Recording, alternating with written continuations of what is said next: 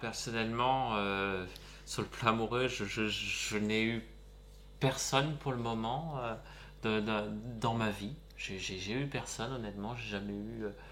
Voilà, j'ai jamais embrassé une fille du tout. Voilà. Ça m'intéresserait, mais bon, je laisse le temps faire, quoi. Je préfère mieux laisser les choses progressivement venir, voilà. J'espère que ça m'arrivera un jour quand même. Il n'y a pas de raison. Non, non, non. Des expériences amoureuses malheureuses, ouais, il y en a eu. Des trucs assez destructeurs, mine de rien. Qui, pareil, enfin, sont formateurs, mais ont été une souffrance à l'époque. Au niveau des relations amoureuses, ben bah c'est très très compliqué, on va dire. On m'a déjà dit, enfin, par rapport à la jante féminine, on voit que t'es en chasse. Bon, après, voilà, c'est clairement c'est pas simple. Ça fait partie des choses sur lesquelles je sais que j'ai encore des problèmes. L'approche et c'est bien la séduction, pas la drague, parce que ça c'est encore un truc que ça m'intéresse pas. Les relations amoureuses ne sont faciles pour personne, j'en suis bien conscient. Je pense que pour les personnes autistes et notamment les personnes Asperger, les relations amoureuses, ça tient quasiment de l'impossible.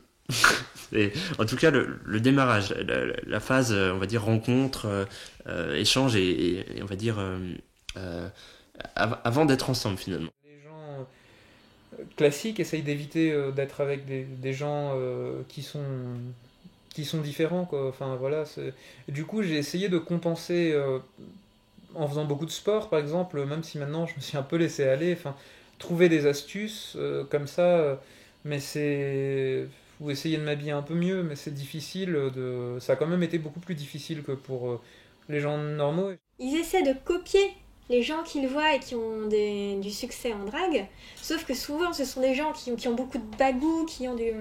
Voilà.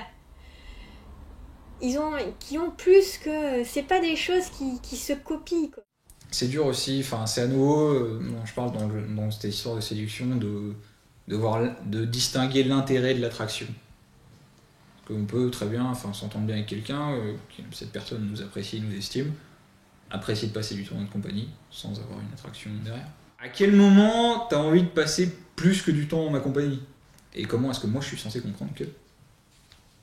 C'est tellement rempli de codes, de sous-entendus, d'implicites, de règles à respecter, de trucs à pas faire que finalement on ne sait pas faire. On est très très à côté du sujet. La première expérience qui était en gros le premier amour vraiment niaiseux et dégoulinant, ouais, ça clairement, je voyais pas qu'on me disait de freiner des cas de fer et je continuais à me taper la tête dans le mur. Je sais pas s'il y a une histoire de signe ou pas que j'ai pas capté en étant supérieur. Je parle de signe parce qu'à l'époque, un peu avant que ça se brise, il m'avait demandé si je remarquais pas des choses ou des trucs comme ça. Alors, d'après une amie, c'est tous les garçons qui comprennent rien aux femmes. Moi, des relations amoureuses, j'en ai qu'une. Ça s'est mal passé en plus. Voilà, y a des choses que visiblement j'ai pas compris, j'ai pas su voir, je sais pas. C'est toujours des gens qui viennent vers moi. Enfin, c'est rarement le cas que j'aille faire quelqu'un. On va dire que je suis sortie une fois et demie avec quelqu'un. Mais c'est une amie qui savait que la personne me plaisait, qui a été le voir. Alors là, je me sentais pas du tout à l'aise parce que moi, je n'étais pas au courant.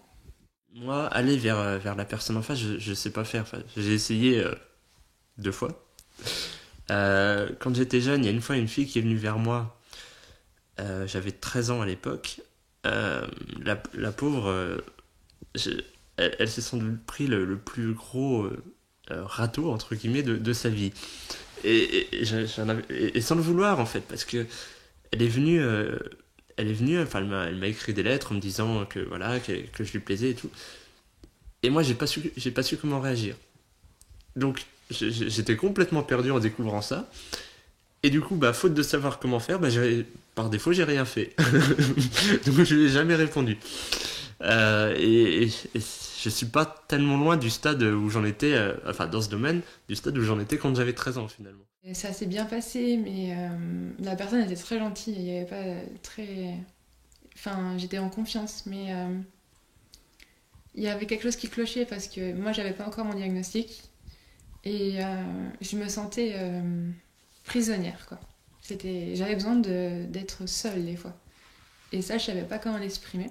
Une personne à suivre ne pourra pas être malhonnête dans une relation. C'est-à-dire qu'il y aura pas elle ira pas voir ailleurs pendant qu'elle sera en couple. Elle ira pas lui cacher des choses. S'il y a quelque chose qui va pas, la personne Asperger va expliquer clairement à l'autre que voilà, il y a un truc qui va pas. Je pense aussi qu'on peut être plus attentif, peut-être plus avenant que la majorité des gens, on va dire.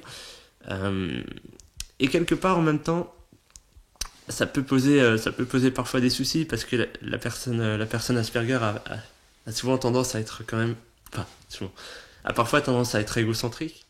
C'est difficile de chambouler les habitudes parce qu'on voudrait que la personne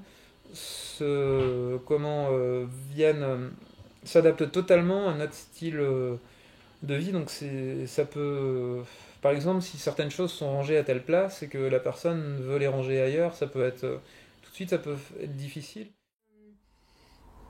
Ceux qui voudraient avoir une petite amie. Des fois, j'ai une petite amie. Donc, des fois, j'ai pu avoir des conversations avec des personnes autistes, adultes, etc. Voilà, qui sont vraiment en recherche de... Des fois, je sais pas si c'est vraiment justement parce que... Oui, sentimentalement, j'ai un peu de mal avec... parce que je supporte bien la solitude, parfois, à comprendre. Je sais pas des fois s'ils en ont besoin sentimentalement, socialement, ou si c'est plutôt parce qu'ils veulent être comme les autres. Donc là, ça serait convention sociale. Plus le temps passe et moins ça m'intéresse.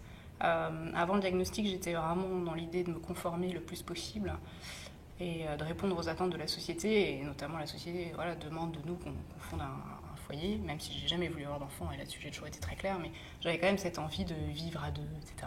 Aujourd'hui, plus du tout. Pour moi, le couple, c'est pas du tout une fin en soi. Si un jour je rencontre quelqu'un de bien, ça sera formidable, mais je suis pas du tout en recherche, et ça a même plutôt tendance à me saouler. J'ai bien d'autres choses à faire dans ma vie. Enfin, voilà. Je trouve que c'est beaucoup de temps perdu.